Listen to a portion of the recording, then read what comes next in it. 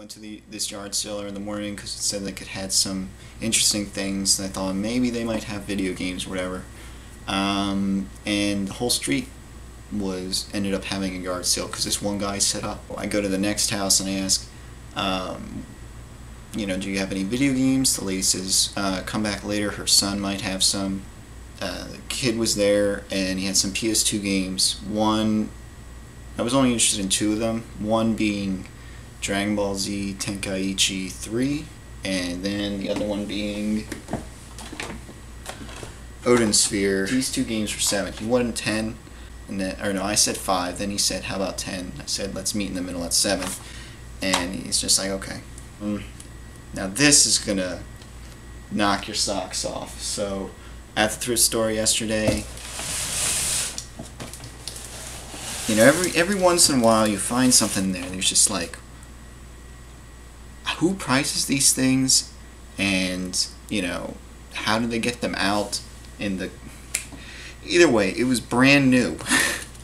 Hasn't been opened. I haven't opened it yet. But for $19,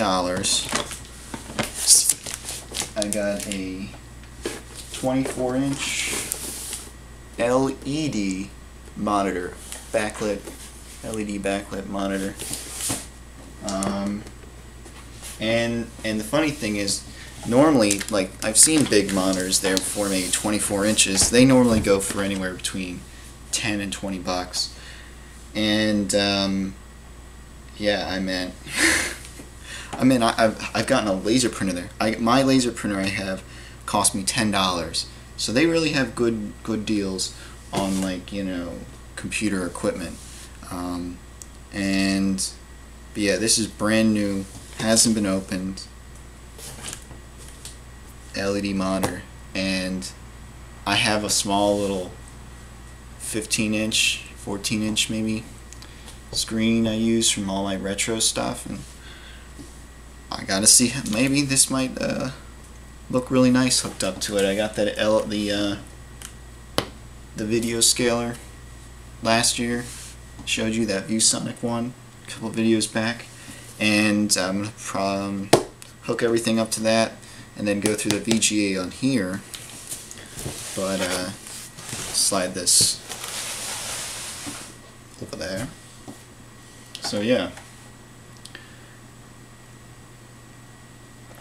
for like 2 months, I would say that's pretty damn successful. I mean, I didn't find a lot of games at the thrift stores or anything. I plan on selling those sealed games, which will definitely cover the cost of everything, and like I said, I might sell Fire Striker. I definitely got some really good games out of it. Surprising, most were Scat and freaking Metal Storm. I'm surprised how much my two favorite games on the NES right now. And you know, the funny thing is, I don't know if I told you about it, but I mean, a couple months back, I did get another game.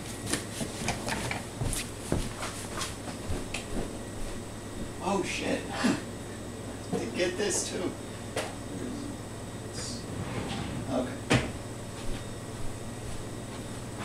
Okay, I found 2 games.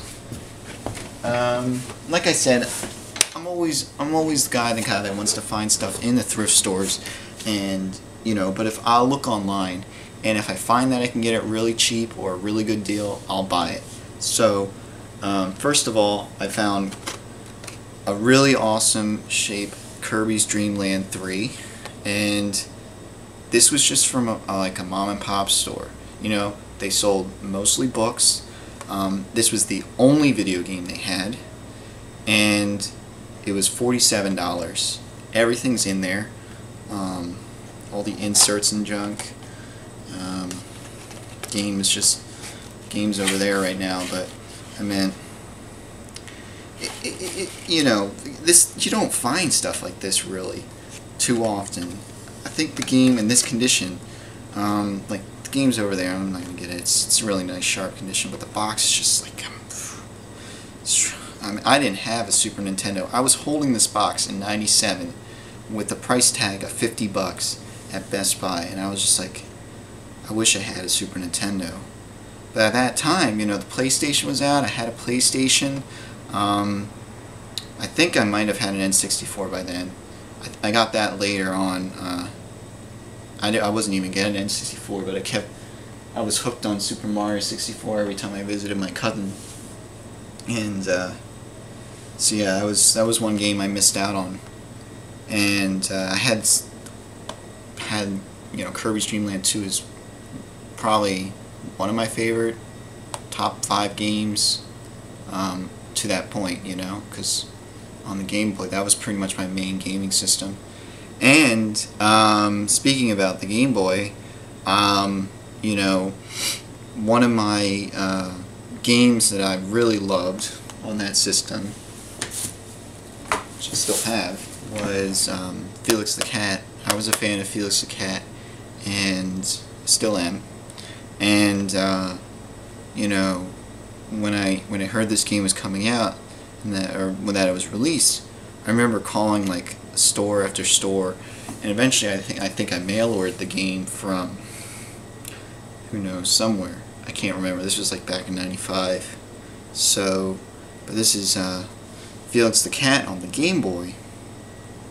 It's a really fun game, you know, really good platformer, really easy, you know. It's not. This is like Kirby 1 level of difficulty, probably even easier than that.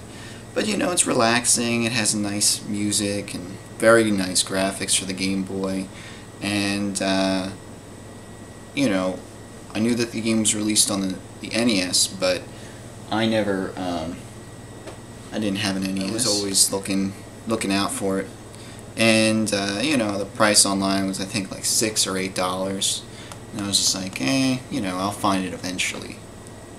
Well, the damn thing like shot up to like 20 to 30 bucks or something. I should have just bought it when it was like $6 or $8. But supposedly it's a more rare game, and I don't know why it shot up, but it did.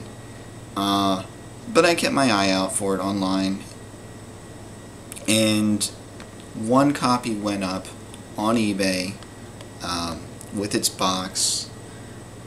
Had all the inserts, but it didn't have a manual. Had a poster inside, which is this is just the box right now. The cartridge and everything that's over there. I'm not gonna get it out, but it has a poster and everything, and they were selling it for $29. So I was just like,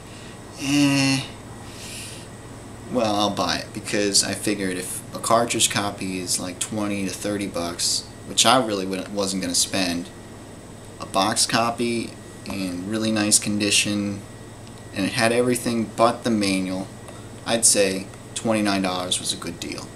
So I think I bought that early December, maybe late November-ish. But yeah, I haven't put it up yet, but this video is going to probably go up much later. I was going to put up a comparison video of these two games because they are very similar, and I was curious of how, you know, each game, you know, whether it was level for level, the same thing, screen for screen, whatever. And yeah, so I'm gonna just have like a side-by-side kind of dealy,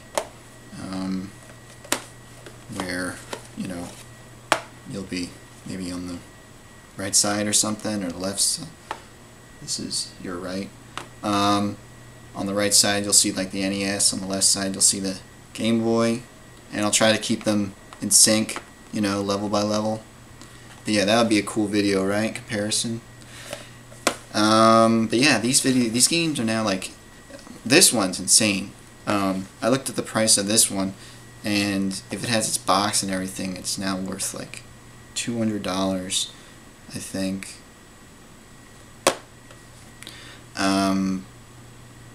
And I kept a lot, like, I have all the systems that I kept games for. I kept some of my PlayStation stuff, my PlayStation 2, kept a lot of that stuff. Pretty much from PlayStation 1 on, I kept stuff. Although I did sell a lot of my GameCube and N64 stuff, you know, the system that I started out with, which was my brother's, I kept a lot of my Game Boy stuff. So a lot of my Game Boy games I still have in really nice condition, boxes, manuals, everything. And those games are now shooting up in price because I think even more so than like the Nintendo NES games, people threw out Game Boy boxes. And so, you know, the cardboard boxes in there and the manual and everything like that, they're worth a lot of money. You know, especially for like the really rare games. So the Mega Man games, I don't know how rare they are in comparison to other stuff, but those games are shooting up in value. You don't want to hear all this in a pickup vid. Either way, I'm going to put up a video comparing these two guys, and I think it's going to be pretty cool, and hopefully you do too. So, you know, get out there, and you guys know what to do already. So, just, you know, have fun.